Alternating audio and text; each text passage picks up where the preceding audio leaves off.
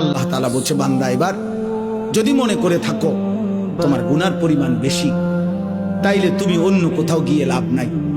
আমি আল্লাহ তোমাকে আশ্বস্ত করতে চাই, গুনাহ যদি তোমার আসমান পরিমাণ হয়, গুনাহ যদি তোমার সমুদ্রের ফেনা পরিমাণ হয়, গুনাহ যদি তোমার হিমালয় পর্বত ছুঁয়ে যায়, গুনাহ যদি তোমার এই জমিনের বালুকণা পরিমাণও হয়, তুমি অন্যদিকে যাইও না।